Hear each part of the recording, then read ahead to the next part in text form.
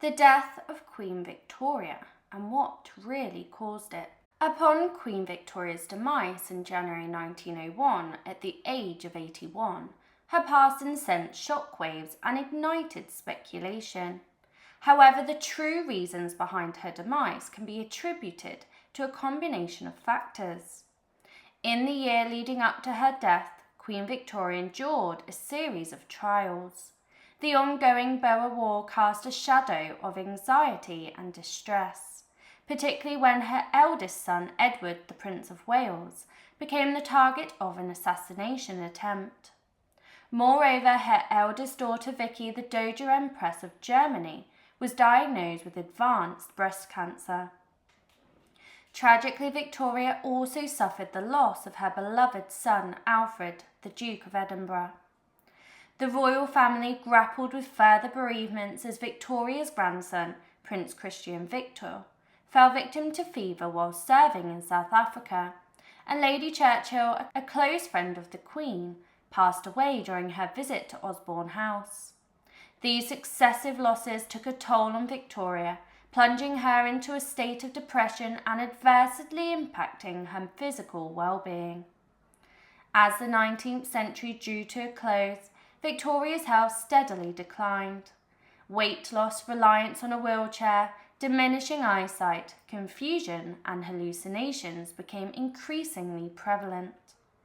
In her final days, Victoria's children and physicians were well aware of her deteriorating condition. However, the news of her impending demise was shielded from the public and the government. On the 22nd of January 1901, Victoria breathed her last breath at Osborne House, surrounded by her successor and grandchildren. The announcement of her passing left many bewildered and disorientated, as it had been quite some time since the last grand state funeral. The underlying factors contributing to Victoria's decline encompass rheumatism in her legs, which left her using a wheelchair, and cataracts that severely impaired her vision. Throughout January, she expressed feelings of discomfort and weakness, while her confusion and lethargy intensified. In her final moments, Victoria succumbed to a series of strokes, which plunged her into delirium and inflicted significant pain. As her family gathered on the Isle of Wight, the realization that the end was near became palpable, prompting discussions regarding regency and succession. In conclusion, Queen Victoria's passing resulted from accumulation of physical ailments, including rheumatism and cataracts, compounded by the debilitating effects of strokes that induced delirium and excruciating pain during her final days. The Queen endured a multitude of personal losses and challenges in the years leading up to her demise, further diminishing her overall well-being. As the Queen's ability to fulfill her duties diminished, the government came to a halt. In Victoria's modest chamber, the royal family gathered alongside the Bishop of Winchester and other priests, who offered hymns and prayers. Kaiser Wilhelm II, Victoria's grandson and the German Kaiser, was called to her side during her final moments. Although she remained conscious, Victoria suffered from impaired vision and required the care of numerous doctors. Victoria's nearest relatives, including her children and grandchildren, surrounded her bedside. Each one kissed her hand and bid farewell in their own way, while the clergy continued their chants and songs. The exact cause of Victoria's passing has been a subject to debate, encompassing theories of strokes, a brief illness, frailty due to old age, and even a potential cerebral hemorrhage. However, it is evident that she endured a prolonged period of suffering and declining health. Victoria's appetite waned, her physical appearance grew frail and thin, and she experienced heightened fatigue and confusion. While the exact cause of Victoria's demise remains uncertain, it is most likely the result of a combination of short-term illnesses and the effects of old age. What is certain is that she did not depart this world alone, but was surrounded by her eldest son, her successor, and her eldest grandson, the Kaiser. Following Victoria's passing, a state of confusion emerged regarding the organisation of her funeral arrangements.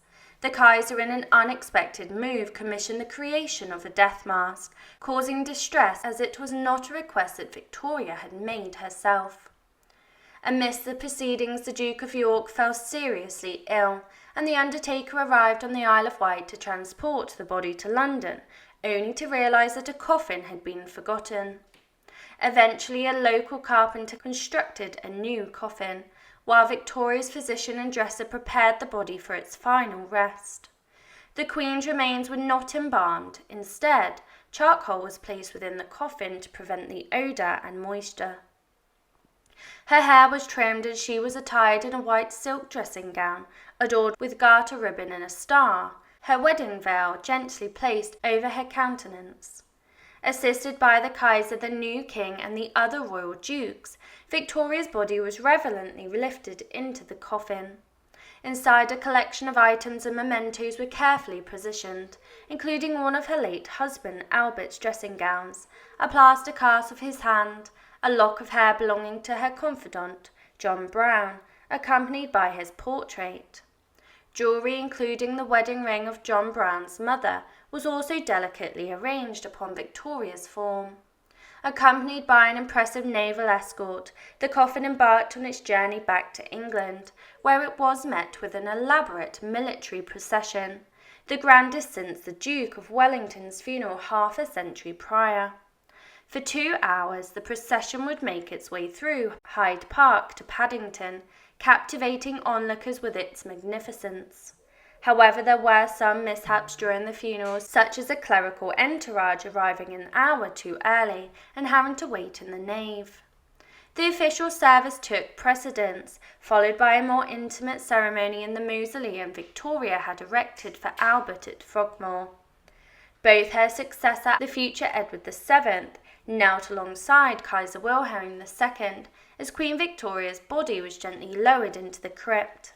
In death, Queen Victoria was at last reunited with her beloved Prince Albert, who she had cherished and mourned so deeply.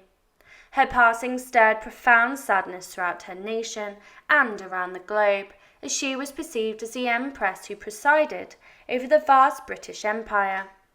With her demise, the empire commenced its gradual decline, and in her final moments, surrounded by a devoted family, Queen Victoria experienced the embrace of love and support. Thank you for watching, and please consider subscribing to demonstrate your support. The death that rocked the monarchy, the Queen, and the public. Prince Albert, the beloved husband to Queen Victoria, breathed his last breath at 10:50 p.m. on the night of the Saturday, the 14th of December, 1861, at Windsor Castle. It was rumoured to be typhoid fever, but was likely due to a perforated bowel. His death served as a massive blow to the royal family and was perceived as a national catastrophe, and both the monarchy and the country nearly did not recover from his death. Within an hour, the Lord Mayor received a telegraph of the news of the Prince's death, and in response the great bell of St. Paul's Cathedral chimed out into the streets. This sound signified two things: either a war was likely, or one of the monarchs had died. Those that lived close to the cathedral awoke from their beds and met each other in the streets of the cathedral to comfort one another over the shocking news. It had only been a day since the public were reassured that the prince was on the mend from an illness that he had had for a couple of weeks, so they went to bed feeling hopeful that the 42-year-old monarch would live another day and that he would have a bright future ahead of him. They could never have imagined that such a young royal man could die from what the official bulletins of Windsor described as a low fever.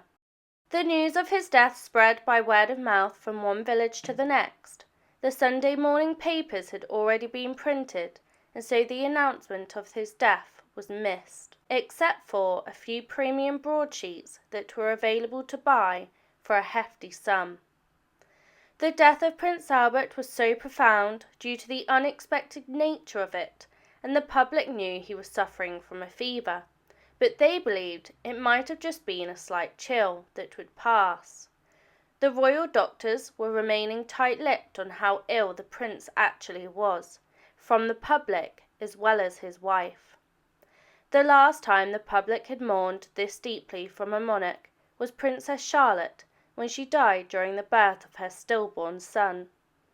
The public grief was unprecedented for Prince Albert, as it was for Princess Charlotte, and the initial outpouring of grief from the public for the man they perceived not only as their prince consort, but their king, bears many similarities to that of Princess Diana, many years later.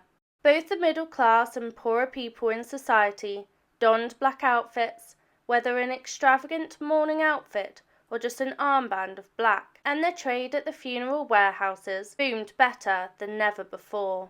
Shops were dressed in black, shutters were closed, and flags were placed at half-mast in respect for the prince. Entertainment was temporarily cancelled, and performances and concerts came to a halt.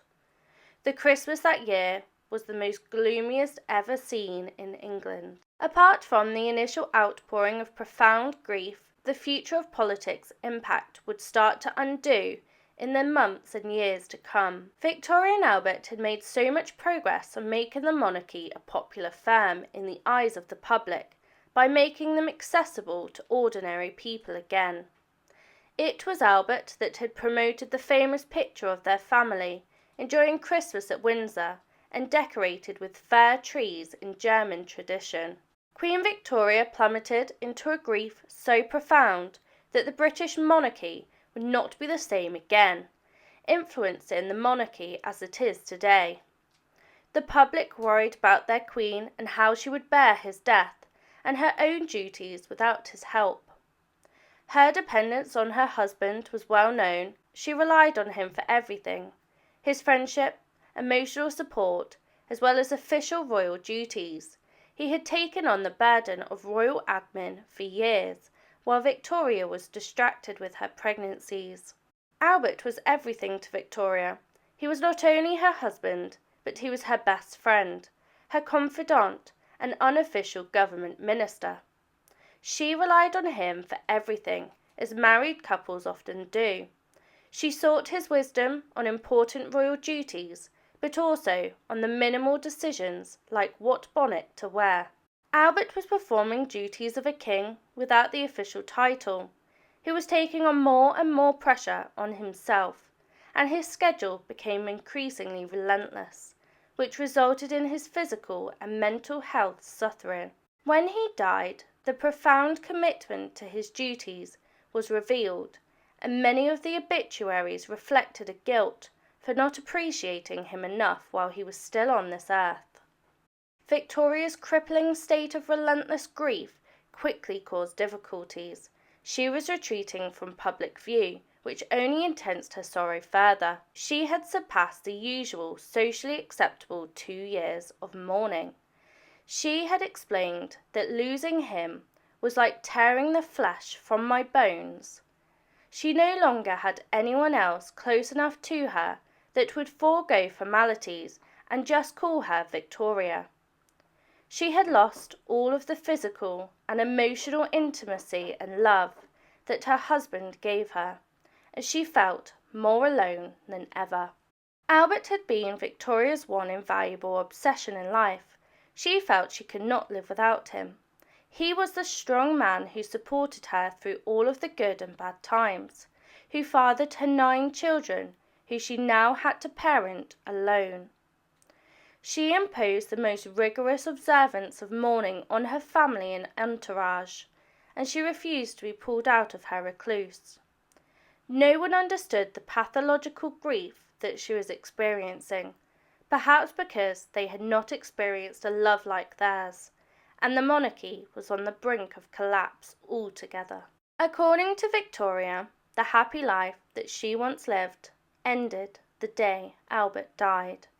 Her primary goal became purely to memorialize her husband, and she made it her mission to continue his legacy by erecting a range of artistic and cultural monuments commemorating Albert. Her own children and ministers became panicked that the Queen was still mourning, and was continuing to retreat from the public view. She refused all and any public ceremonies, and the public were becoming resentful of her income from the state, despite her doing nothing. Albert had spent the last 20 years educating and guiding his wife to be the best monarch possible, and her performance was being damaged. By the end of the 1860s, her withdrawal from public led to them calling for her abdication.